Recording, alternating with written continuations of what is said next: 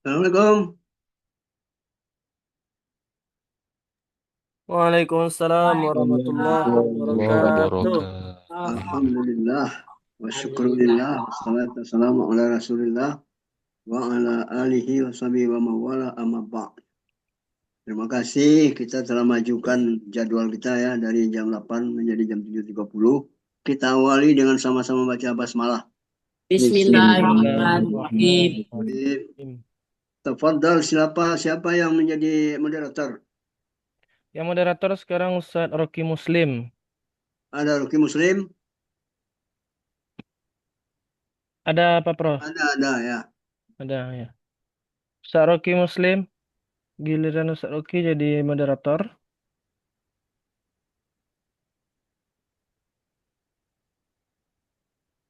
Nampaknya tidak Hadir, hadir. ada ya. Hmm. Ya. Bentar.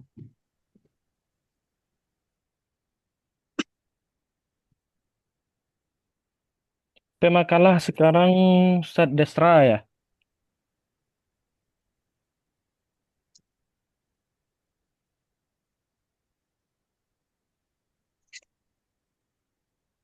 Ya, anak yang sekarang jadi pemakalah. Oh, Nah, Ustadz Desra Afriza dan Ibu Fitri Wulandari. Dua orang sekarang Pak Prof. oke ya. Hmm. Tafadhalu. Ya, Rocky.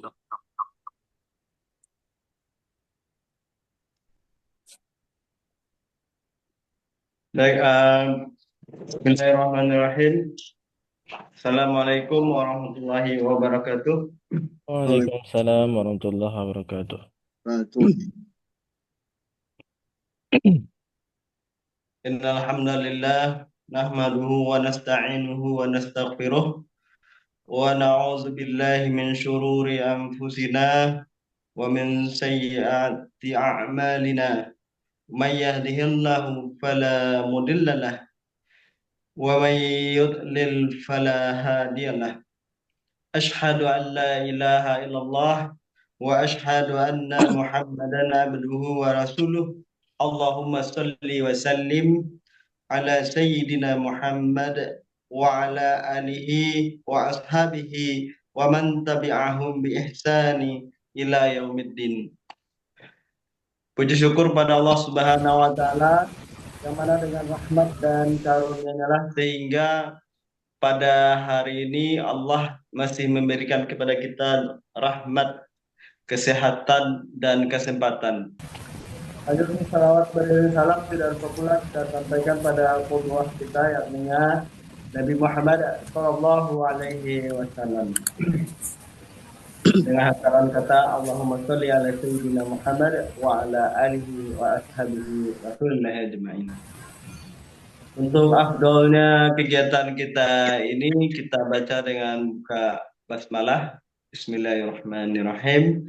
Dan yang sama-sama kita hormati Bapak Prof ya, Pak Prof yang sudah hadir bersama-sama kita.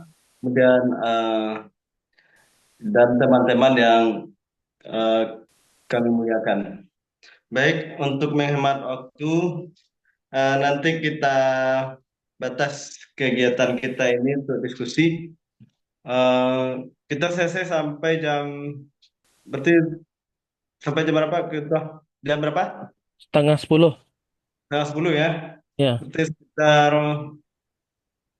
ke jam setengah 9. Kita diskusi sejam untuk apa, Prof? setengah 9. Ya.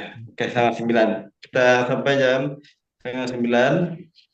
Dan insya Allah untuk pemakalah pertama kepada Ustadz Desra ya. Ya, kepada Ya, dipersilakan. baik, terima kasih. Assalamualaikum warahmatullahi wabarakatuh. Waalaikumsalam warahmatullahi wabarakatuh. Alhamdulillahirabbil alamin. Allahumma shalli ala sayyidina Muhammad wa ala ali sayyidina Muhammad. Yang sama-sama kita hormati dosen pengampu kita yaitu Profesor Dr. hadir di AMLC MAG, dan juga yang sama-sama kita hormati pengampu kita Dr. Bukhari MAG, dan yang sama-sama banggakan yaitu rekan mahasiswa Sarjana Saintifik Sumatera Barat. Baik, kami akan menampilkan makalah kami yang berjudul model dan strategi pembelajaran ilmu. Izin menampilkan PowerPoint.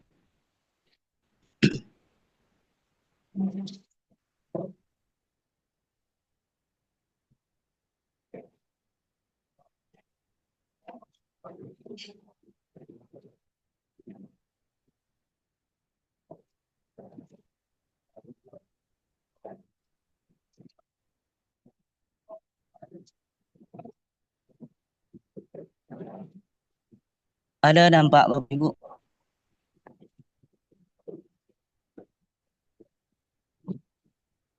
Belum, Ustaz. Belum. Kalau enggak kirim aja ke Ana biar Ana yang bukakan di sini. Baik. Hmm.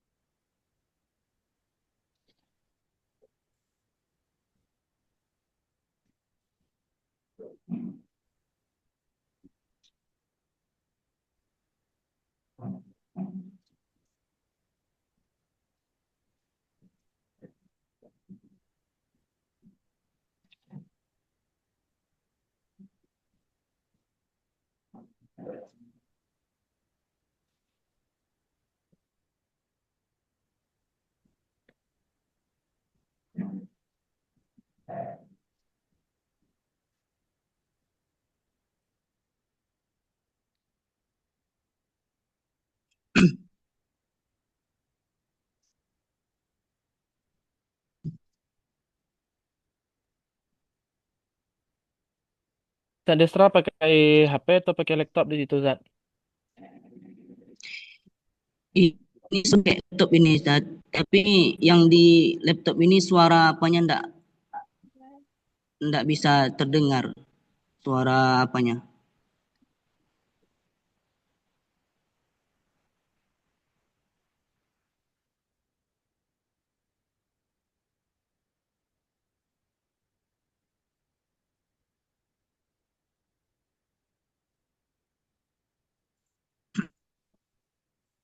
Oke, sudah hadir, Ustaz.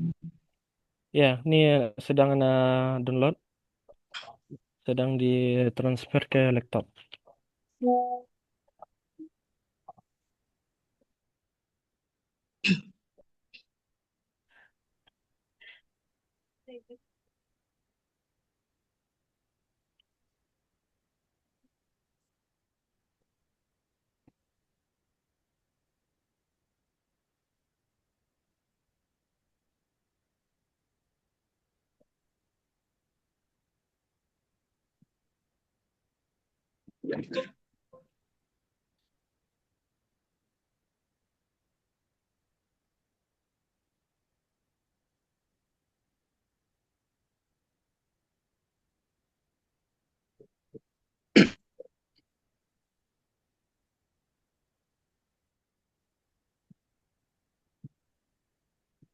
Oke, silahkan dimulai, Ustaz Desra. Nah, Baik, langsung saja yang membacakan makalah kami yaitu yang berjudul tentang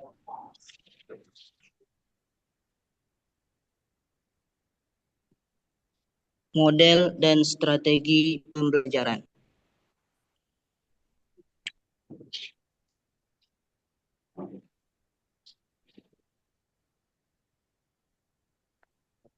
Baik, yang pertama yaitu pendahuluan tentang yang kali ini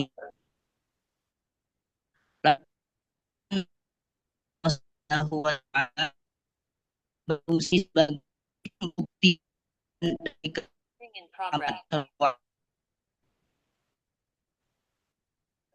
yang diturunkan kepada Nabi Muhammad SAW yang tertuang di dalam mushaf yang diriwayatkan dari jalan mutawatir dan membacanya menjadi ibadah. Secara terminologi, sebagaimana yang telah dikemukakan oleh Syekh Ali As-Sabuni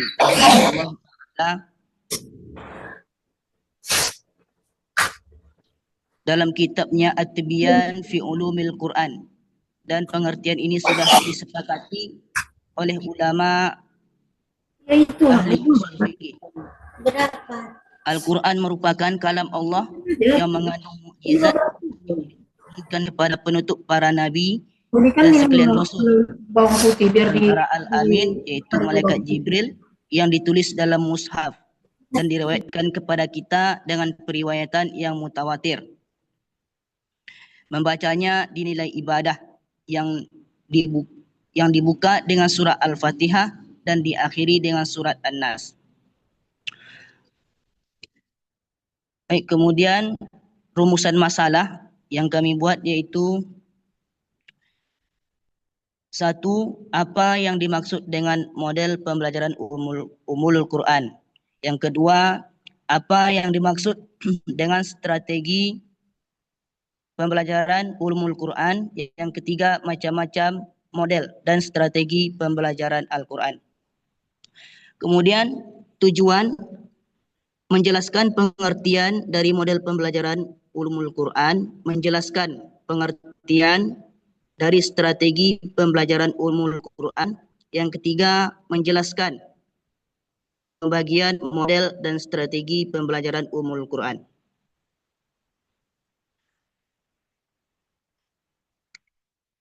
Baik, kita langsung ke pembahasannya.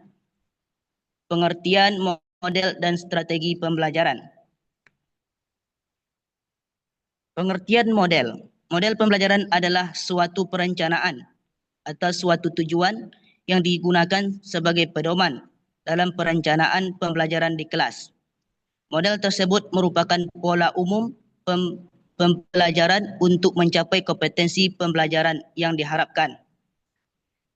Dalam suatu model pembelajaran ditentukan bukan hanya apa yang harus dilakukan oleh guru, akan tetapi kesemua itu menyangkut tahapan-tahapan, prinsip-prinsip guru dan siswa pada sistem penunjang yang diisyaratkan. Menurut Sugianto, model pembelajaran adalah kerangka konseptual yang menggunakan prosedur pembelajaran. Adalah kerangka konseptual yang menggambarkan prosedur yang secara sistematis dalam mengelompokkan pengalaman belajar untuk mencapai tujuan belajar tentu dan tertentu, dan berfungsi sebagai pedoman bagi para perancang pembelajaran dan para pengajar dalam merancang dan melaksanakan aktivitas pembelajaran. Kemudian selanjutnya itu pengertian strategi pembelajaran. Strategi pembelajaran merupakan perpaduan dari uraian kegiatan dan cara pengorganisasian materi pembelajaran, peserta didik, peralatan, bahan serta waktu yang digunakan dalam proses pembelajaran untuk mencapai tujuan yang telah ditetapkan. Jelaskan bahwa strategi pembelajaran merupakan cara-cara yang dipilih untuk mencapai metode pembelajaran dalam lingkungan pembelajaran tertentu. Selanjutnya dijelaskan oleh mereka bahwa strategi pembelajaran yang dimaksud meliputi sifat lingkungan, sifat lingkup, dan urutan kegiatan pembelajaran yang dapat memberikan pengalaman belajar peserta didik. Kemudian kita lanjutkan pengertian belajar. Pengertian pembelajaran yang pertama iaitu belajar. Belajar merupakan hal penting dalam kehidupan manusia. Terdapat banyak pengertian belajar menurut berbagai teori belajar. Belajar menurut teori kognitif dalam perubahan persepsi dan pemahaman yang tidak sesuai nampak terlihat sebagai tingkah laku yang nampak. Belajar adalah suatu proses internal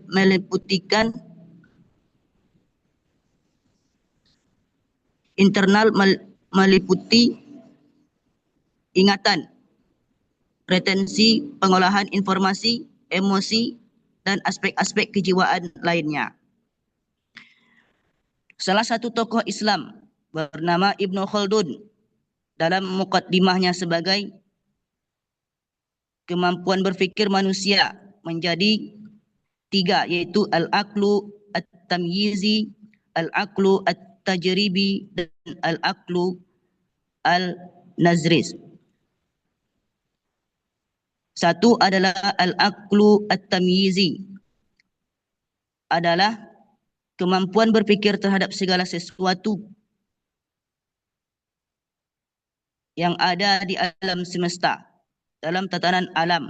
Al-aqlu tamyizi membentuk manusia agar memperoleh segala sesuatu yang bermanfaat dan menolak segala sesuatu yang sia-sia. Kemudian yang kedua, al-aqlu at-tajribi adalah kemampuan berfikir dalam memperoleh pengetahuan, ide-ide atau hal-hal yang bermanfaat atau merusak baginya. Bentuk al-aqlu tajribi berupa persepsi yang mencapai melalui pengalaman hingga dapat dirasakan manfaatnya. Yang ketiga, al-aqlu nazaris adalah kemampuan berfikir dalam memperoleh persepsi tentang sesuatu yang mewujud atau ada, baik yang gaib maupun yang nampak. Bentuk al-aqlu nazaris berupa persepsi, apresiasi, tasawur, dan tasdik. Al-aqlu nazaris merupakan tingkat tertinggi dari proses berfikir manusia. Yang kedua, pembelajaran. Pembelajaran berasal dari kata yang mendapat awalan P dan akhiran an. Keduanya termasuk konfiks verbal me yang mempunyai arti proses. Pembelajaran dapat diartikan sebagai proses cara perpaduan menjadi orang atau makhluk hidup, makhluk belajar. Pembelajaran merupakan serangkaian yang melibatkan informasi dan lingkungan yang disusun secara terencana untuk memudahkan siswa dalam belajar. Kemudian selanjutnya yaitu macam-macam model dan strategi pembelajaran. Satu, klasikal. Model pembelajaran klasikal merupakan bentuk pengajaran di mana seorang guru dapat mengajar suatu kelompok dengan jumlah yang banyak. Pembelajaran klasikal ini memberikan arti bahawa seorang guru melakukan dua kegiatan, iaitu mengelola kelas dan mengelola pembelajaran. Siswa yang jumlahnya kurang lebih 30 sampai 40 siswa pada waktu yang sama menerima bahan yang sama. Umumnya kegiatan ini diberi dalam waktu ceramah. Sedangkan dalam proses pembacaan Al-Quran, metode pembelajaran klasikal ini dapat dilakukan dengan dua model, iaitu strategi klasikal individual dan klasikal baca simak. Iaitu klasikal individual. Praktiknya adalah sebagian waktu guru yang menerangkan pokok-pokok pembahasan pembelajaran. Yang kedua, klasikal baca simak. Praktiknya adalah guru meminta siswa satu persatu untuk membaca Al-Quran secara bergantian dan disimak oleh siswa lain. Kemudian individual, pembelajaran secara individual tampak pada perilaku atau kegiatan guru dalam mengajar yang menitik beratkan pada pemberian bantuan dan bimbingan belajar kepada masing-masing siswa secara individual dan kebutuhan setiap siswa. Model pembelajaran individual merupakan bentuk pengajaran Al-Quran di mana guru membimbing secara individu untuk mengevaluasi kemampuan baca Al-Quran yang telah diajarkan. Adapun metode dari model pembelajaran individual ini adalah satu, metode musyafahah adalah guru yang membaca terlebih dahulu kemudian disusul oleh siswa. Kemudian yang kedua, metode sorogan adalah siswa yang membaca di depan guru. Yang ketiga, metode pengulangan adalah guru mengulang bacaan sedangkan siswa menirukan kata per kata dan kalimat per kalimat secara berulang hingga terampil dan benar. Metode ini cocok untuk mengajar anak-anak menghafal. Kemudian yang ketiga, cooperative learning merupakan model pembelajaran yang mana siswa belajar dalam kelompok kecil yang memiliki tingkat kemampuan yang berbeza-beza untuk kerjasama, saling membantu dan mengkonstruksi konsep dan menyelesaikan persoalan. B. Jenis-jenis strategi. 1. Strategi pembelajaran langsung. Strategi pembelajaran langsung merupakan strategi pembelajaran yang berpusat pada gurunya paling tinggi dan paling sering digunakan pada strategi pembelajaran ini termasuk kepada metode ceramah. Kemudian yang kedua, strategi penyampaian. Strategi pembelajaran expository adalah strategi pembelajaran yang menekankan kepada proses penyampaian materi secara verbal dari seorang guru kepada kelompok siswa dengan maksud agar siswa dapat menguasai materi pembelajaran dengan optimal. Yang ketiga, strategi pembelajaran tidak langsung. Pembelajaran tidak langsung memperlihatkan bentuk keterlibatan siswa dalam observasi, penyelidikan dan penggunaan inferensi berdasarkan data atau pembentukan hipotesis. Mungkin itu yang dapat kami sampaikan dalam presentasi ini. Kami kembalikan kepada moderator. Baik, terima kasih pada pemakalah Ustadz Desra Afriza yang telah menyampaikan isi dari atau materi dari makalah. Untuk menghemat waktu, silakan kepada pemateri 2, pemakalah 2 oleh Ibu atau Ustazah Fitri Wulandari. Kepada Ustazah Fitri dipersilakan pada waktu dan tempat. Baik, terima kasih moderator. Mohon izin untuk share Pak Prof, teman-teman semua.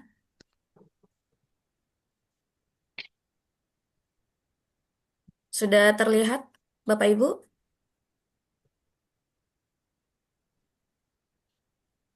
Sudah. Udah. Sudah. Bismillahirrahmanirrahim. Assalamualaikum warahmatullahi wabarakatuh. Baik Bapak Ibu semuanya, izin untuk melanjutkan penampilan makalah, presentasi makalah yang mana kami di sini punya topik yang sama, yaitu model dan strategi pembelajaran ulumul Quran. Sebentar. Latar belakang dari topik ini adalah dalam dunia pendidikan Islam, ulumul Quran tidak hanya diajarkan sebagai materi teoritis, tetapi juga sebagai sarana pembentukan karakter dan spiritualitas peserta didik. Namun, tantangan di era modern menuntut adanya inovasi dalam model dan strategi pembelajaran, agar ilmu ini dapat dipahami dengan baik dan relevan dengan kebutuhan zaman. Selama ini, metode tradisional seperti talaqi, ceramah, dan hafalan memang telah berperan besar dalam melestarikan ulumul Quran. Akan tetapi, perkembangan teknologi dan pendekatan pedagogik modern membuka peluang baru untuk menghadirkan pembelajaran yang lebih interaktif teoritis, kolaboratif, dan kontekstual. Model pembelajaran yang tepat akan membantu peserta didik tidak hanya memahami aspek teoritis ulumul Quran, tetapi juga mampu mengaitkannya dengan realitas sosial keagamaan. Begitu pula strategi pembelajaran yang dirancang dengan baik dapat mendorong terciptanya pembelajaran yang aktif, kreatif, dan aplikatif. Pertama adalah pengertian dari model pembelajaran. Secara etimologis, kata model berarti pola, contoh, atau kerangka yang digunakan sebagai pedoman dalam melakukan suatu kegiatan. Model pembelajaran berfungsi sebagai pedoman bagi pendidik dalam merencanakan, melaksanakan, dan mengevaluasi proses pembelajaran agar lebih terarah, efektif, dan efisien. Maka dapat kita simpulkan bahwasanya dalam model pembelajaran ini kita harus mampu menyusun kerangka konseptual untuk mengorganisasi pengalaman belajar dari peserta didik. Kemudian strategi pembelajaran. Secara bahasa, kata strategi berasal dari bahasa Yunani, yaitu strategos, yang berarti seni seorang jenderal dalam memimpin perang. Dalam dunia pendidikan, strategi dimaknai sebagai rencana yang berisi rangkaian kegiatan yang dirancang untuk mencapai tujuan tertentu. Dan salah seorang ahli berpendapat yang bernama Wina Sanjaya, beliau mendefinisikan bahwasanya strategi pembelajaran sebagai perencanaan yang berisi rangkaian kegiatan yang didesain untuk mencapai tujuan pendidikan, dengan menekankan bagaimana proses pembelajaran berlangsung agar peserta didik terlibat aktif, baik secara fisik, mental, maupun emosional. Nah, dalam konteks ulumul Quran, berarti dapat kita simpulkan bahwasanya model dan strategi pembelajaran adalah mengajarkan ilmu-ilmu seperti asbabun nuzul, Makkiyah Madaniyah, Nasikh Mansukh, dan lainnya yang berkaitan dengan ilmu-ilmu ulumul Quran. Bagaimana kita sebagai guru nantinya yang akan mengajarkan ulumul Quran mengetahui langkah-langkah operasional untuk menjadikan proses pembelajaran kita itu lebih efektif, lebih aplikatif, dan bernilai Qurani. Kemudian masuk kepada model pembelajaran ulumul Quran. Beberapa model pembelajaran yang dapat diterapkan dalam pembelajaran ulumul Quran antara lain yang pertama, model tradisional yang sering kita dengar dan kita sudah lakukan adalah model talaqi dan musyafahah. Proses belajar dilakukan secara langsung dari guru kepada murid dengan cara mendengar dan menirukan bacaan serta penjelasan. Model ini sudah digunakan sejak masa Rasulullah Shallallahu Alaihi Wasallam dan sahabat dalam menjaga keaslian bacaan Al-Quran. Yang kedua ada model ceramah dan diskusi. Guru menyampaikan materi secara sistematis, kemudian peserta didik diajak melakukan diskusi. Model ini sangat cocok untuk pembahasan teoritis, misalnya asbabun nuzul, dan nasikh mansukh, dan lain sebagainya. Yang ketiga, model problem based learning atau kita kenal dengan PBL. Nah, dalam model ini, peserta didik diajak menyelesaikan persoalan nyata yang terkait dengan materi ulumul Quran. Misalnya, bagaimana memahami ayat-ayat hukum dalam konteks sosial modern. Nah, model ini menumbuhkan keterampilan berpikir kritis dan kreatif dari peserta didik. Yang keempat, model cooperative learning. Dalam model ini, peserta didik dibagi dalam kelompok untuk membahas topik tertentu seperti qiraat atau i'jaz Al-Quran. Nah, model ini melatih kerjasama, melatih komunikasi dan kepemimpinan dari peserta didik. Dan yang kelima adalah model berbasis teknologi atau e-learning, yang mana pembelajaran dilakukan dengan memanfaatkan e-learning, multimedia, dan aplikasi digital Al-Quran, yang mana ini menjawab tantangan generasi modern agar pembelajaran lebih menarik dan relevan. Kemudian untuk menunjang pembelajaran yang efektif perlu adanya strategi yang tepat. Beberapa di antaranya adalah strategi kognitif, yang mana strategi ini menekankan pemahaman konsep-konsep dasar ulumul Quran. Misalnya, struktur turunnya Al-Quran atau klasifikasi ayat Makkiyah dan Madaniyah. Yang kedua, strategi afektif, yaitu menginternalisasikan nilai-nilai Qurani dalam kehidupan sehari-hari melalui keteladanan guru maupun pembiasan ibadah. Yang ketiga, strategi psikomotorik, memberikan latihan praktek membaca, menulis, dan menganalisis ayat-ayat Al-Quran secara langsung. Kemudian yang keempat, strategi kontekstual atau kita kenal dengan CTL, yaitu menghubungkan, mengaitkan dengan realitas kehidupan. Seperti misalnya ada pembelajaran tentang ayat, membahas ayat tentang lingkungan dan lain sebagainya. Dan yang kelima, strategi integratif, yang mana kita mengintegrasikan ulumul Quran dengan ilmu-ilmu lain seperti linguistik, sejarah, hukum, dan sains, sehingga lebih aplikatif dalam kehidupan modern. Nah, dalam referensi lain, juga kami temukan bahwasanya strategi pembelajaran yang dapat dilakukan itu ada 4 tambahannya. Yang pertama ada strategi ekspositori, yaitu guru menjelaskan materi secara langsung seperti definisi ulumul Quran, ruang lingkupnya, urgensinya, dan lain sebagainya. Jadi langsung guru memberikan materi gitu. Yang kedua, strategi diskusi dan tanya jawab. Diajak berdiskusi peserta didik, lalu timbullah suasana yang hangat di antara interaksi di antara guru dan peserta didik. Kemudian ada strategi studi teks atau textual study, yang mana peserta didik diarahkan untuk membaca literatur klasik. Nah, yang kemudian ini juga akan memperkuat kemampuan literasi keislaman dari peserta didik. Selanjutnya adalah tantangan pembelajaran. Karena kita masuk ke dalam mata kuliah pengembangan pembelajaran ulum Quran, tentunya akan ada tantangan-tantangan yang kita temukan di masa yang sekarang gitu. Karena kita kan pengembangan. Nah, beberapa di antaranya yang kami temukan dalam referensi-referensi, yang pertama, rendahnya minat karena dianggap teoritis. Yang kedua, dominasi metode ceramah yang cenderung monoton. Dan yang ketiga, belum optimalnya integrasi nilai Al-Quran dengan realitas sosial. Dan di sini juga kami berusaha memberikan solusi beberapa dari tantangan yang ada tadi. Yang pertama, pemanfaatan teknologi digital. Kemudian pendekatan pembelajaran aktif, kreatif, dan kolaboratif. Dan yang ketiga, peran guru sebagai teladan Qurani yang menghidupkan nilai Al-Quran dalam keseharian. Terakhir adalah contoh dari aplikasi model dan strategi pembelajaran. Di sini kami sebagai pemakalah mengambil contoh dalam pembelajaran nasikh dan mansukh. Nah, kita bisa ambil model pembelajaran itu PBL, Problem Based Learning.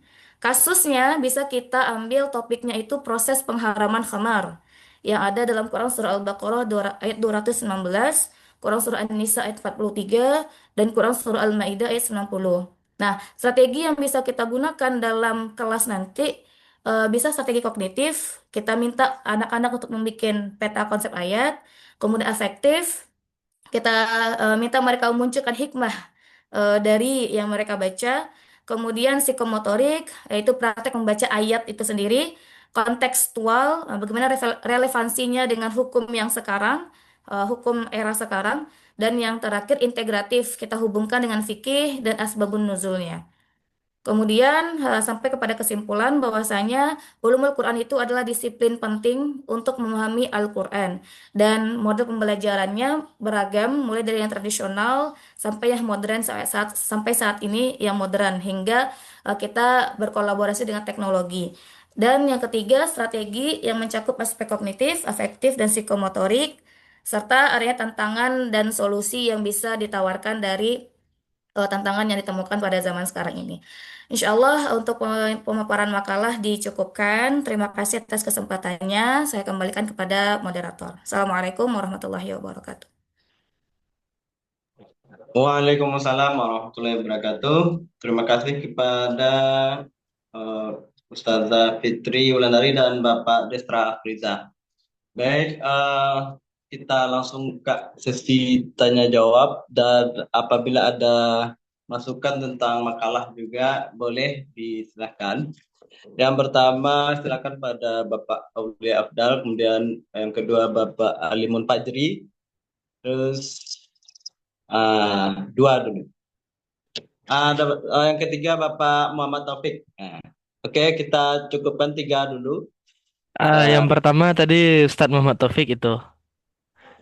Oh gitu. Oh ya, Ya, atur aja lah ya. Berarti Pak Afdal berarti nomor tiga. nomor dua, nomor dua. Nomor dua.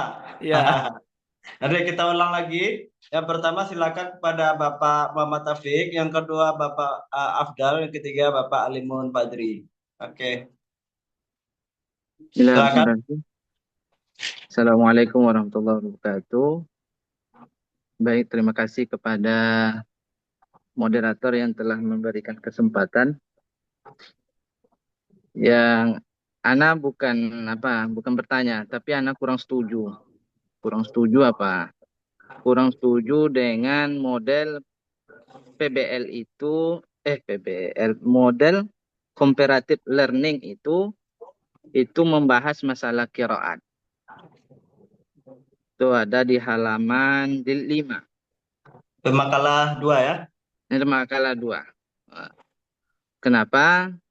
Karena qiraat itu adalah sam'i dia, mendengarkan dan koreksi daripada guru. Kalau diletakkan di sini kelompok saja, tanpa ada guru di situ rasa anak susah. Tidak efektif. Kenapa tidak efektifnya? Karena ini harus dari guru ke guru gitu. Contoh saja lah, misal gitu kan, masalah tashhil, itu su'bah dan hafaz saja beda. Kalau di su'bah itu dia tidak ada tashhil. Nah, kalau di hafaz ada tashhil. Ataupun di imalah sugro dan imalah kubro itu misalnya contoh di apa? Di hafaz gitu. Bismillahirrahmanirrahim. Kalau di Al-Kisai itu dia majeri, dia jelas dia. Maka andaikan ini tidak ada guru, nanti ini bahaya gitu. Nah, kenapa begitu? Kalau kelompok saja, ini tidak efektif, lebih tidak efektif dan lebih berbahaya. Karena efeknya nanti dari segi periwayatannya tadi. Gitu. Anak kurang setujunya di situ. Kenapa? Ini kan ada ibarat itu kata Ustadz siapa tadi Desra tadi kan ada namanya tasawur, ada namanya tasdik. Jadi kalau di tasawur pasti ada definisi dan di tasdik ada namanya argumen. Kenapa dari kelompok dari makalah yang kedua ini alasannya argumennya memasukkan model cooperative learning itu ke masalah qiraat. Seharusnya lebih bagus menurut Anan sih, lebih bagus ke musafahah. Anak nampak itu pembahasan kita sekarang ini lebih alergi. Nampaknya alergi dengan musafahah. Yang lama itu bukan berarti tidak baik gitu. Ya, itu kalau untuk masalah teknologi itu kan itu untuk memudahkan saja. Tapi kalau ada yang lebih afdol, kalau bisa musafahah, kenapa tidak musafahah? Itu dari Anas. Jangan sampai kita belajar Quran alergi dengan musafahah kan. Itu dari Anas. Baik, Komentar. terima kasih pada Bapak Taufik. Silakan langsung ke Bapak Aulia Afdah. Oke, baik. Saya bertanya kepada kedua orang pemakalah. Nah, di sini kita membahas tentang model-model dan strategi, model pembelajaran dan strategi pembelajaran. Nah, jadi di tempat di rumah tahfiz sana itu kita ada berbagai macam siswa dan siswi, santri dan santriwati. Di antaranya itu ada anak-anak yang mengalami ya yang kita kenal dengan anak luar biasa lah, autis, dan ada juga anak yang susah untuk mendengar gitu kan. Nah, jadi terlebih sih ada yang ya kategori siswa luar biasa lah gitu. Nah, jadi bagaimana dan apa model pembelajaran terbaik yang bisa kita pakai dalam mengajarkan siswa atau siswi yang seperti ini, dan strategi yang mendampingi modelnya itu strategi yang bagaimana? Nah, menurut pemakalah. Terima kasih. Baik, terima kasih. Silakan ke penanya ketiga. Baik, terima kasih. Mohon izin, Prof, Bapak Ibu semua. Sebelumnya terima kasih atas kesempatan ini. Yang ingin saya tanyakan, kalau kita lihat model dan strategi pembelajaran itu cukup banyak. Artinya kita diberi alternatif atau pilihan-pilihan sesuai kondisi. Di sini yang ingin saya tanyakan, khusus untuk pembelajaran ulumul Quran, kira-kira menurut pemakalah model yang mana dan strategi yang mana yang paling mumpuni atau yang paling cocok? Yang pertama. Yang kedua, ketika kita eksekusi teori-teori belajar ini atau teori-teori kurikulum atau model dan strategi pembelajaran ini di lapangan, itu kadang kondisi lapangan itu tidak seperti yang ada di teori. Nah, tidak 100% seperti yang di teori. Ada kala kalau kita mengajar anak-anak itu paling tingkat fokus anak itu paling 15 sampai 25 menit. Sementara kita rata-rata berada di kelas itu 90 menit ke atas. Jadi untuk mensiasati hal tersebut, menurut pemakalah, boleh nggak kita gonta-ganti model dan strategi dalam satu pertemuan atau dalam satu pembelajaran tersebut? Barangkali itu pertanyaan yang ingin saya utarakan. Atas responnya, saya ucapkan terima kasih. Assalamualaikum warahmatullahi wabarakatuh. Waalaikumsalam warahmatullahi wabarakatuh. Baik, kira-kira bagi makalah pertanyaan dari audiens kita pada hari ini bisa dipahami ya. Ya baik, Ana mungkin tidak mengulang pertanyaannya, silakan dijawab aja untuk menghemat waktu ya. Silakan kepada Ibu Fitri dan Bapak Afdal.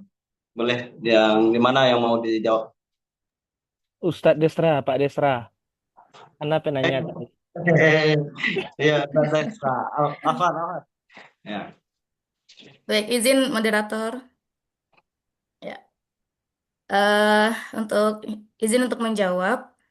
Kalau untuk yang disampaikan oleh Bapak Muhammad Taufik tadi berarti komentar ya. Berarti tidak butuh jawaban ya Pak ya? Enggak, Iya. kenapa Ustazah masukkan ke situ? Indonesia nama. Oke, baik. Tanggapan. Mungkin. Nah, oke, izin untuk menanggapi terkait halaman 5 tadi di model kooperatif ya, kerjasama. Kenapa di sana ada contohnya adalah salah satunya itu dalam pembelajaran qiraat.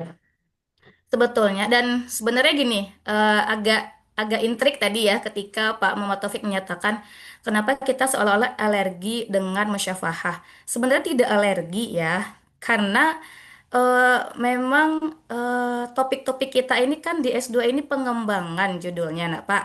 Jadi sebenarnya bukan alergi, tapi bagaimana kita mengembangkan apa yang bisa dikembangkan untuk tujuan pembelajaran. Bukan berarti meninggalkan apa yang sudah ada. Saya sepakat sebenarnya untuk musyafahah, untuk terlaki itu sangat penting sampai sekarang ini. Tapi untuk anak-anak yang sifatnya baru memulai dan lain sebagainya, apalagi zaman sekarang itu perlu ada relevansi. Nah, inilah dia yang kita pelajari, pengembangannya, model-modelnya, dan strateginya. Itu yang soal yang tadi itu agak menarik juga untuk kita bahas. Kemudian kenapa ada contoh dari ilmu qiraat, pembelajaran qiraat di sana? Pertama, kami mendapatkan referensi dari yang kami cari itu seperti itu. Yang kedua, kalau dari pendapat Anda secara pribadi, ini kan model pembelajaran itu disiapkan oleh guru ya, oleh peserta didik. Artinya anak tidak mungkin dibiarkan, tidak mungkin dilepas untuk berkelompok untuk membahas satu teori itu, satu materi itu. Ini ini ini pasti apa? Ada pendampingan dari guru gitu.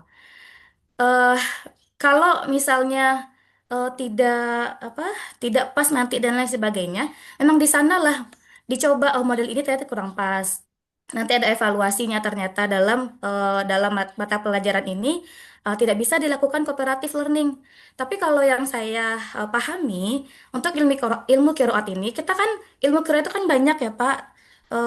Ada mungkin dari pengertian dan lain sebagainya. Barangkali bisa ditelaah mana yang bisa digunakan untuk cooperative learning, mana yang memang tidak gitu. Memang harus dari guru langsung. Itu argumen dari kami sebagai pemakalah. Begitu, moderator, dikembalikan. Baik, Pak Taufik itu jawabannya. Jadi musafaah ini apa, Pak Taufik? Anda bertanya juga. Kayak sistem talaki juga dia, Ustaz, gitu Oh, kan. sama ya. Ya, Beda hampir ya? seperti itu. Dia kan memang perlu dia koreksi daripada guru gitu. Kalau Oh, dibiarkan nanti dia apa kan. Berarti Ustazah setuju berarti dengan kalau kiroat ini musyafahah gitu. Itu ya aja. berarti tergantung pemanfaatannya maksudnya itu. Nah, Ya kan? Kalau anak kurang setuju saat kalau dimasukkan ke kelompok saja gitu. oh, Karena kita perlu simak. Iya, harus pasti gitu bacanya gitu. Anak pun kalau ada yang patut, ada yang tidak gitu kan semua dimasukkan ke situ. Anak di situ aja. Gitu. ya. Oke. Berarti sesuai dengan pemakalah berarti ada pemakalah juga mengatakan bahwasanya kondisional. Mungkin kalau yang seperti yang saya sampaikan tadi bisa jadi memang memakai metode telaki atau musafaah. Nanti kita sempurnakan insya Allah jawabannya dengan Bapak Prof. Insya Allah. Baik, lanjut ke penanya nomor 2 ya tadi tentang eh, ini ada anak berkebutuhan khusus ya. Jadi bagaimana model pembelajaran terbaik? Jadi banyak anak kebutuhan khusus Pak Abdal ya. Enggak banyak ada tapi ada. Nah, Ya itu silakan dijawab kalau oleh banyak tuh SLB anak punya anak rumah tapis jadinya dah. baik silakan dijawab oleh Pak Desra dan Bu Fitri. Oke, baik, izin moderator. Ya, silakan. Ini jawab pertanyaan dari Bapak Aulia Afdal. Ya, yang mana pertanyaannya tadi bagaimana ya dan apa model pembelajaran kepada siswa yang memiliki kebutuhan khusus ya, Masuk berkebutuhan khusus strateginya juga. ya, seperti itu ya Ustaz Aulia Afdal.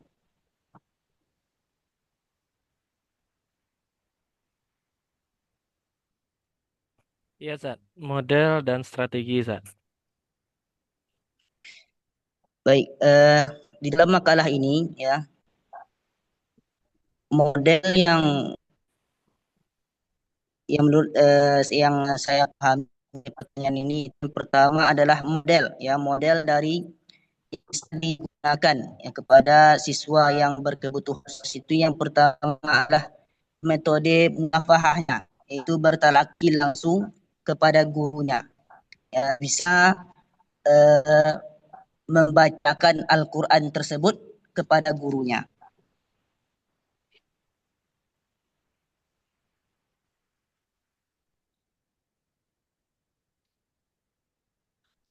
Kemudian untuk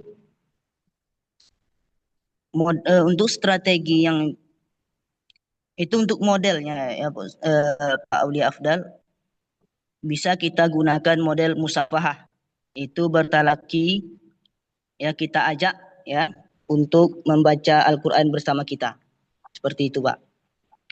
Kemudian untuk ya strategi yang cocok,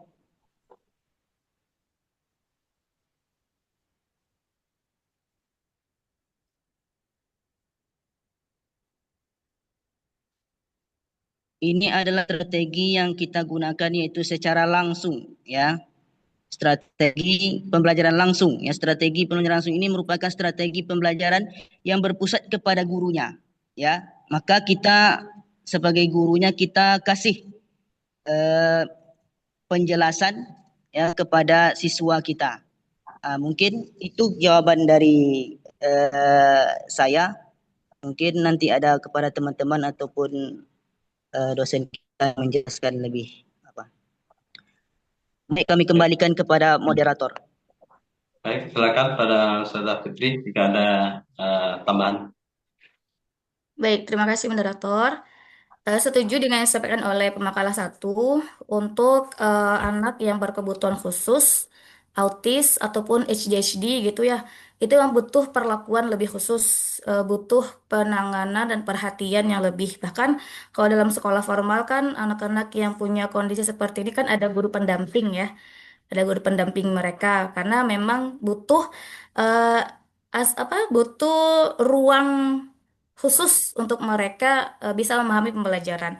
Dalam pembelajaran tahfiz seperti yang saya Afdal sampaikan tadi atau pembelajaran agama secara umum gitu ya.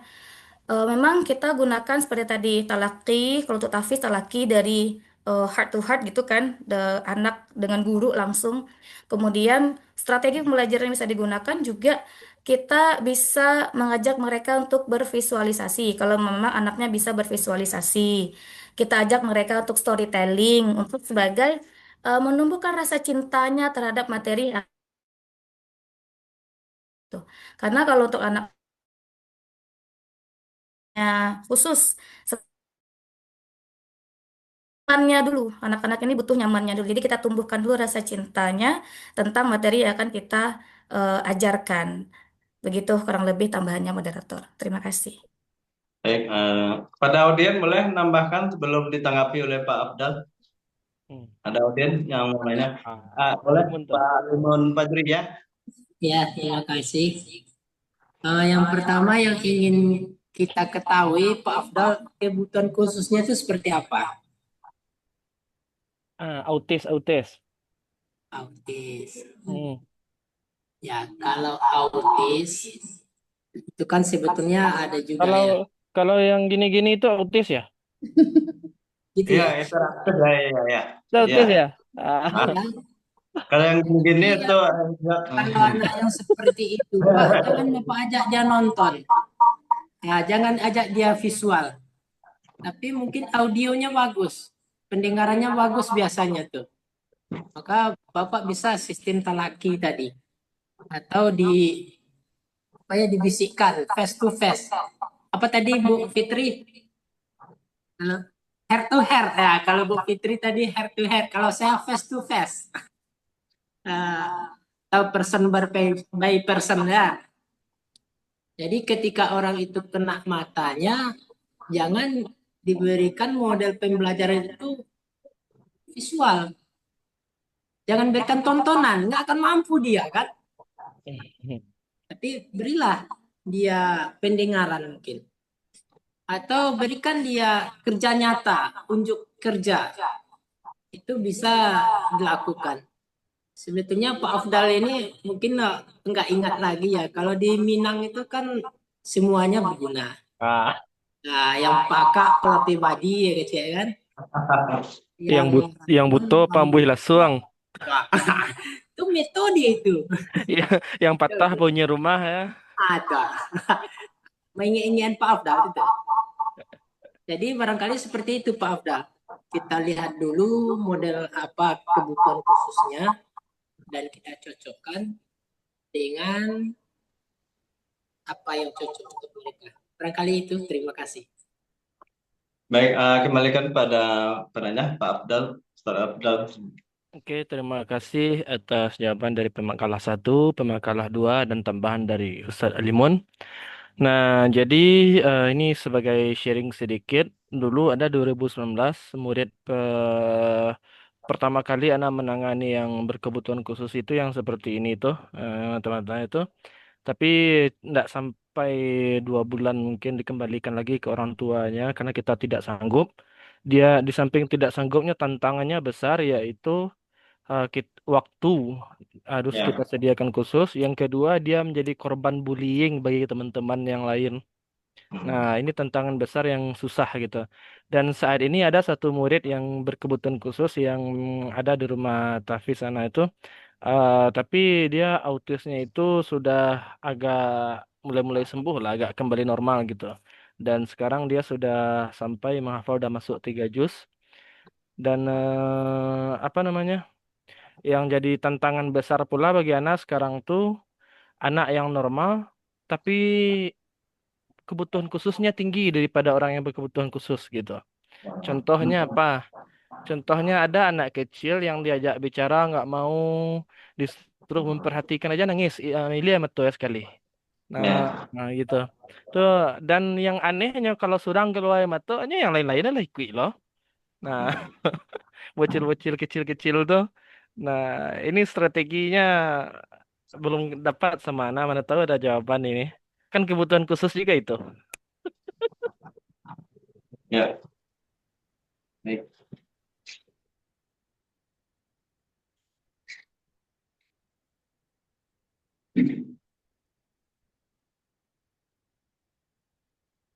Untuk jawabannya tadi, alhamdulillah terima kasih. Dan Ana juga melakukan hal yang sama gitu terhadap anak-anak kebutuhan khusus seperti yang metode musyafahah dan strategi-strategi yang cocok sesuai dengan kondisi dan keadaannya itu.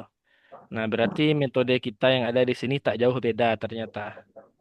Nah, tapi kalau yang anak kita yang nangis tadi, Bu Pit mungkin ahli itu. Bakulah caranya deh Bu Pit. Buat lo, buat.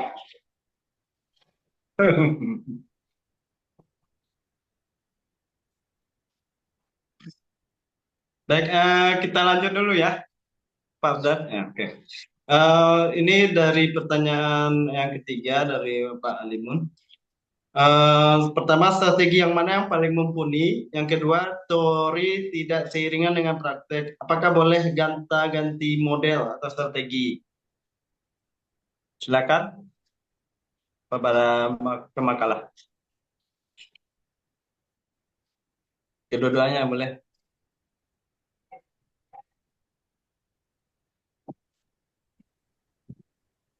Oke, baik izin moderator. Ya. Ingin menjawab pertanyaan dari Bapak Alimun Fajri. Ya, silakan Pak Desra. Model yang mana yang cocok ya untuk pembelajaran kita? Seperti itu ya, Pak. Ya, ya itu soal yang kedua itu.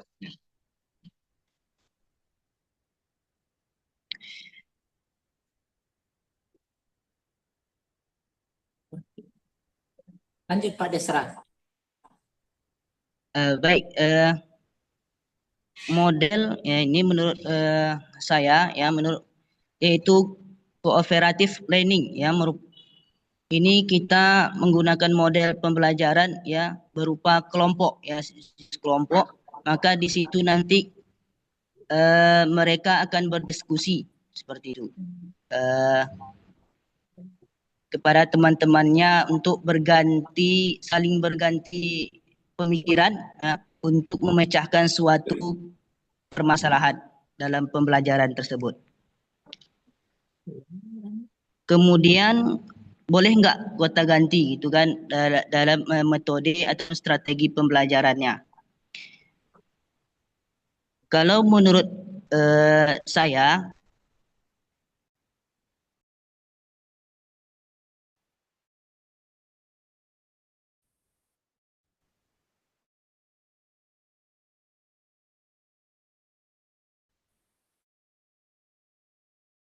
boleh saja ganti strategi kita harus siswa tersebut ya, maka boleh ya untuk mengganti strategi setiap pembelajaran tersebut. Itu menurut saya sebagai pemakalah. Mungkin ada tambahan dari Ibu Fitri. Kami kembalikan kepada moderator. Ya, baik. Silakan pada Bu Fitri. Baik, izin menambahkan moderator. Pertama, tadi pertanyaan dari Bapak Alimun, apa model dan strategi yang lebih mumpuni gitu, maaf, lebih cocok mungkin ya dengan pembelajaran ulumul Quran ini. Kembali kepada yang sudah kita bahas sebelum-sebelumnya. Model dan strategi itu akan dikatakan cocok apabila dia memang sesuai dengan topik yang akan kita ajarkan. Jadi tidak ada satu model atau satu strategi yang benar-benar cocok untuk seluruh ruang lingkup pelajaran. Karena kan dia punya banyak tujuan-tujuan tuh Pak. Seperti tadi yang juga sudah dicontohkan oleh Bapak Muhammad Taufik di awal. Kalau kiroat ini bagusnya itu langsung begitu ya dari guru. Maka kalau dengan ulumul Quran yang lainnya bisa jadi dengan model yang lain, cooperative learning, bisa juga PBL, juga bisa diskusi seperti kita sekarang ini juga bisa. Jadi kesimpulannya kalau dari Ana, tergantung dari topik pelajaran yang akan kita ajarkan.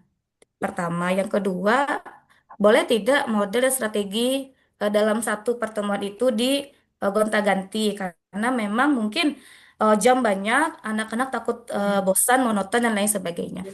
Jawabannya adalah sangat boleh. Sangat boleh. Sebagai guru profesional justru kita sudah bisa mengukur misalnya kita dapat jam ngajar itu di jam ba'da zuhur. Itu kan tantangan rawan sekali ya Pak, Bapak Ibu. Anak-anak mengantuk. Kalau anak-anak ada makan siang di sekolah itu mengantuk, kenyang gitu ya. Jadi emang fokusnya tuh sulit biasanya kalau udah jam-jam siang. Justru kita sebagai guru, itulah yang kita akan desain, itu yang kita akan rencanakan. Pada jam tersebut kita mengajar apa dengan materi apa yang kita ajar, model dan strategi apa ya yang bisa untuk membuat kelas ini rame, kelas ini aktif, kelas ini semangat. Nah, memang harus kita gabungkan. Nah, itu boleh banget. Mungkin di awal Bapak Alimun akan membuka kelas dengan storytelling, menceritakan tentang kisah Rasul atau apa. Nanti setelah tengah perjalanan akan ada tentang jigsaw, pakai model jigsaw. Nah, itu juga boleh. Jadi sangat boleh untuk menggabungkan model dan strategi pembelajaran. Tapi dengan syarat eh, usahakan memang berkaitan dengan siswa yang kita ajar dan juga materi yang akan kita ajarkan begitu. Begitu tambahannya moderator dikembalikan. Baik, kita udah hampir di penghujung apa ya pembatasan waktu. Boleh bagi ada kawan-kawan atau audiens yang mau menanggapi terakhir ya. Setelah ini kita serahkan kepada Bapak Profesor Rusdi. Ada?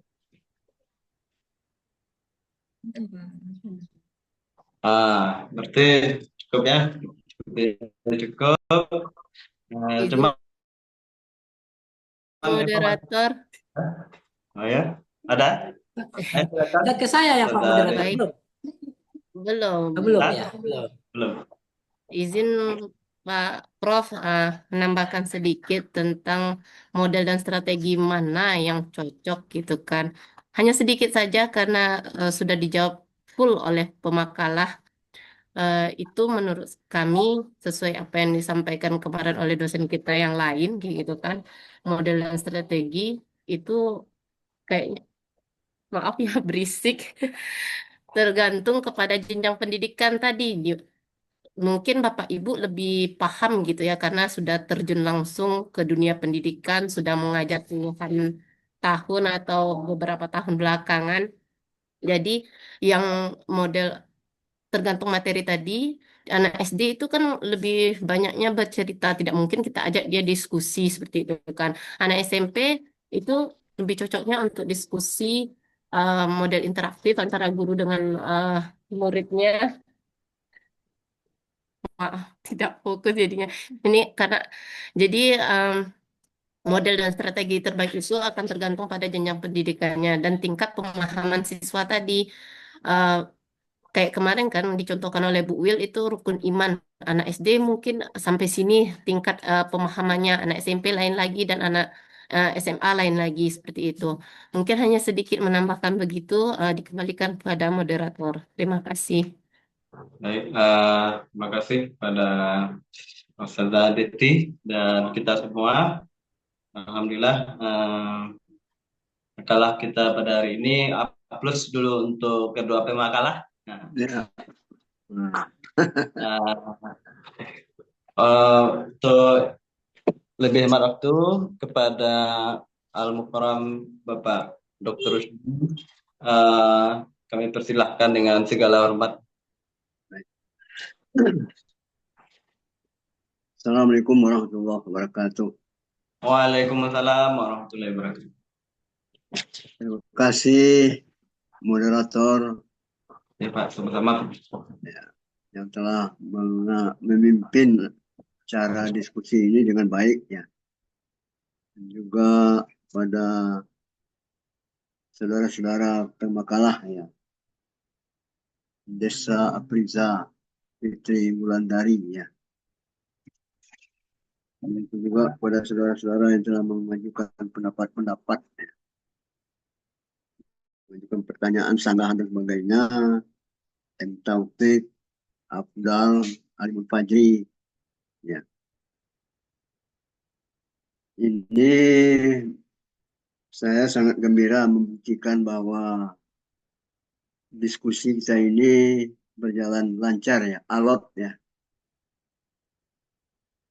Karena memang seperti tadi disampaikan oleh pembicara terakhir itu, adalah orang-orang yang telah bergelut di bidang pendidikan ini. Ya. Oleh sebab itu strategi, ya, metode dan strategi itu telah saudara kuasai nampaknya. Cuma apakah pertanyaan tadi itu misalnya ini relevan untuk materi ini ya, ini yang barangkali yang perlu kita cocokkan sama-sama. Jadi seperti pertanyaan dari M. Taufik ya, masalah qiraat ya. Itu kalau kolaboratif kita apakan saja kepada seluruh siswa, tentu ke seluruh belajar mungkin nanti terjadi bentrokan pendapatnya. Mungkin perlu ada pengenengah ya. Di situ kalau mau juga di situ kolaboratif, itu ada guru di sana yang mengenengahi, kan? Mana yang cocok ya. Atau musafah dan talaki itu ya, face to face istilah Alimul Fajri, atau head to head istilah Wulandari tadi ya. Jadi ini apa? Yang penting saudara-saudara sekalian, bahwa kita ini kan ada 3 bahwa pertama berkenaan dengan pemahaman ya. Pemahaman itu yang berhubungan dengan kognitif ya. Bagaimana halnya kognitif, pemahamannya terhadap apa materi yang kita sampaikan. Kemudian afektifnya, bagaimana pelaksanaan itu. Nah, ini mungkin yang perlu kita lihat ya. Kemudian juga nanti dalam sehari-harinya psikomotorisnya ya. Bagaimana dia beretika, berakhlak sesuai dengan materi yang kita sampaikan. Di landasan moral ya, landasan etika. Ini tujuan kita. Nah, kemudian tujuan khususnya tentu tujuan pembelajaran itu sendiri, materinya apa, tujuannya apa, gitu kan. Lalu yang kita sebut ini dengan strategi, yang disebut dengan model, ini kan model dan strategi, ini kan sarana ini ya. Sarana. Ya. Sarana. Nah, yang tujuannya ini, sarananya ini, ya, sarana. Dan sarana ini tentu menyesuaikan dengan kebutuhan. Ya. Sesuaikan dengan kebutuhan. Kebutuhan siswa itu apa? Rupanya ada siswanya ini berkebutuhan khusus misalnya. Nah, ini tentu pendekatannya ini. Pendekatannya dia pendengarannya yang kurang itu kan. Itu apa? Jadi tentu antum a'lamu bi umurikum ya. Anda itu lebih tahu tentang hal-hal yang penting menjadikan urusan. Jadi barangkali ini saya melihat kesimpulannya begitu ya, bahwa strategi pembelajaran dan model pelajaran itu adalah sebagai sarana, wasail ya. Kemudian itu karena dia merupakan sarana, ini misalnya kita mau ke Bukit Tinggi ya, mau dari Padang ke Bukit Tinggi, rupanya ada macet di Silaing. Nah itu kan, kita jangan tempuh juga itu, pindahlah ke Solo jalannya itu kan, pindahlah ke Solo jalannya. Walaupun walaupun agak membelit sedikit, tapi sampai ke Bukit Tinggi tujuan kita. Jadi barangkali itu yang menjadi yang menjadi titik poin kita. Begitu juga yang ini kita bandingkan dengan kita mau anak itu mengerti Makki dan Madani misalnya kan. Makki dan Madani. Kita mau anak itu mengerti bagaimana qiraat yang bagus, ya. Qiraat yang bagus, qiraat sab'ah misalnya. Qiraat sab'ah. Padahal qiraat yang kita pakai ini qiraat Asim misalnya kan. Ada qiraat sab'ah yang lain daripada itu. Ini tentu yang cocoknya apa? Yang cocoknya tentu diberikan, walaupun kita berikan kooperatif, namun harus dipantau, harus diawasi ya, sehingga nanti jangan menyimpang. Karena memang perbedaan-perbedaan kiraan itu kan bagian daripada semuanya itu kan benar kan, semuanya benar. Tidak ada yang salah karena semuanya berasal dari Nabi, ya, berasal dari Nabi. Oleh sebab itu supaya terjadi kesamaan visi dan visi, kita harus ada diawasi oleh guru, barangkali itu. Kesimpulan saya demikian ya. Terima kasih, saya kembalikanlah kepada moderator ya. Baik, terima kasih pada Pak Prof. Baik, bagi kawan-kawan yang mau menanya langsung kepada Pak Prof, kita buka lagi sesi tanya jawab. Iya.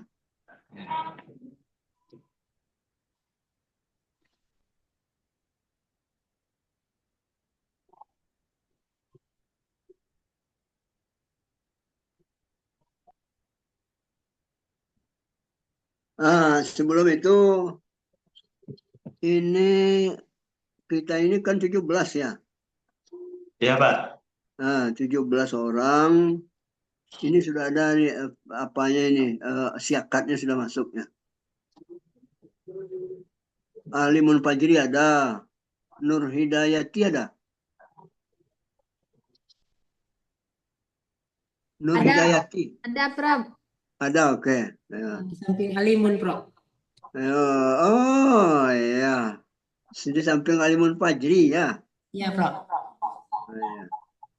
Fitri Wulandari Handayani ada, Fitri Handayani. Yang ada Fitri Wulandari kan, ini Fitri Handayani. Ini Fitri Handayani, Pak Prof. Oh, ada, oke.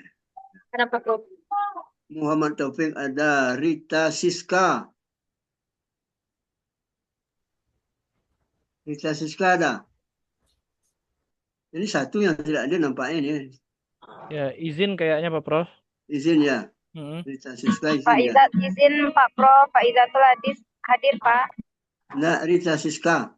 Ya, Rita Siska izin. Saya jaringan kayaknya Pak Prof di sana. Ya. Oh, oke ya. Hari Minggu tuh mati lampu situ kabarnya. Kayak berarti sudah 16 sudah selesai itu. So, benar yang hadir ini 16 orang, saya lihat ya. Ya, 16 ya. Iya, Pak Prof.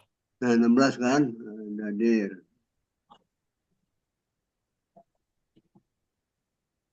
Ya, 16. Di sini yang hadir tercatat 18 tambah Ya. ada kos 1 sama Pak Prof. Ya. Berarti ya 16 kami. Ya, oke. Baik. Nah, silakan kalau ada yang mau kita mau bicarakan, kalau tidak barangkali tidak apa-apa kita tutup cepat ya. Ada? Ya, kayaknya kalau nak tuh untuk saat ini mungkin minggu depan di Labihan. Ya, minggu depan ya. Ya, oke. Oh, Pak ya minggu depan besok Labihan. Nah, ya. Iya, Ustaz Rocky semua. Rocky Muslim ya. Iya, ya Pak Bro. Ya. Baik, silakan tutup Rocky ya.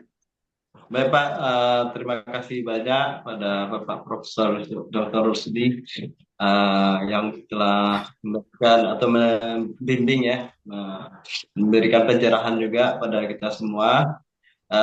Kalau tidak ada pertanyaan, kita tutup kegiatan kita ini insya Allah dengan doa kafaratul majelis. Subhanakallahumma wa bihamdika. Asyhadu an la La ilaha illa anta astaghfiruka wa atubu ilaik. Banyak maaf atas segala kekurangan dan kalau ada kata yang tidak pada tempatnya. Ya. Baik, kita tutup dengan Assalamualaikum warahmatullahi wabarakatuh. Waalaikumsalam warahmatullahi wabarakatuh. Terima kasih Pak Prof. Ya. Terima kasih Pak Prof. Terima kasih, Prof.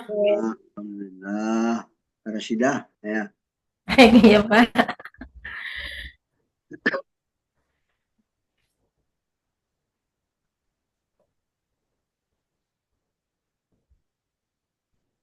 Nah, keluar Pak Prof tadi. Ustaz Afdal, Ustaz Afdal mau tanya dong. Itu. Tadi izin ini sama Pak Prof. Kita kan udah 2 kali ini memajukan jam. Mm-mm. Untuk kedepannya tuh kayak mana tuh? Karena bisa jadi kita kayak tadi Ana belum online lagi pagi. Jadi agak bingung juga Ah, dimajukan ternyata gitu. andai saja setiap hari Minggu pagi ini jadwalnya antara jam Request. 7 sampai jam 8. Jelas bukan jam 6. Ya Allah, ya. kalau bisa Ustaz, habis subuh jalan apa ada? Iya, nggak Masya apa-apa. Allah. Kami beranak ketek, Bu. Semangat Bu Masya Rosida. Allah. Nah, maksudnya gini, kalau habis subuh kan kita jam 7 udah selesai, jadi urusan pasar-pasar bisa pergi. Iya tuh Bu, kok dapet Iya. aja hari Sabtu udah tuh pulau, jadi capek selesai kan. Kalau Sabtu jangan, Kalau kasihan hari Sabtu tuh siap tahajud Pak, mulai lah gitu kan. Ya Allah, Masya Allah, Subhanallah. Ini enggak canda dong. Ya, Pak Afdal lobby dulu. Kalau saran Afdal, hari apa Minggu namanya, kok kita masih ada jam 8 apa? Ini saran sedikit karena PJ-nya Ana. Melanggar kita nih, Ya, lanjut Pak PJ. Gimana Pak PJ? Bisa nggak di lobby? Biasanya Pak Prof itu membalas itu pukul 6 ke atas. Jadi kita tunggu itu dulu gitu. Informasi dari beliau kan jam berapanya. Tadi jam berapa beliau balas? Jam berapa? Tapi bagus Pak Profnya, alhamdulillah respon lah gitu kan. Respon. Tapi nanti beliau ngajukan jam segini. Atau besok Ana koreksi juga bagaimana malam tuh Ana minta dulu. Tapi kita sepakat dulu kalau jam 7 aja gimana? 7 aja lah ya, jam 7 aja lah. Boleh Itu- kita ke Bu Nur Hidayah ke pasar. Nggak bisa lebih cepat lagi? Ana ke pasar juga Ustazah. Ya Jadi itu dia. Awak maunya jam 8 lah, enggak? Ya, Kalau jam 8 tuh udah terlambat, Ustazah. Kita pergi ke pasar belum pulang. Setelah itu lebih apa? Tadi Barang kami jauh. keluar jam 6 ya, Bu, masak lagi. Jadi pas tadi mulai lagi masak gitu kan, Bu. Oh, benar tuh Bu Fit. Kita lagi masak tadi, orang mau masuk Zoom. Enggak, kita sepakati aja dulu jam berapa. Biar 7. bisa. Jam 7 ya. Biar waktu istirahatnya itu lapang. Berarti nanti Bisa jam berapa aja, lagi? iya. Jam 8. Jam 10.30 lagi. 10.30. Ini 10.30 masih bisa ke pasar saya nih. Ini pembelajaran tercepat nih dalam Iya, pekan terus ini. beliau pun kan fleksibel aja jamnya nggak harus 2 jam gitu kan, kalau cepat gitu. Ada enggak yang paham pembelajaran dengan Pak Eka kemarin?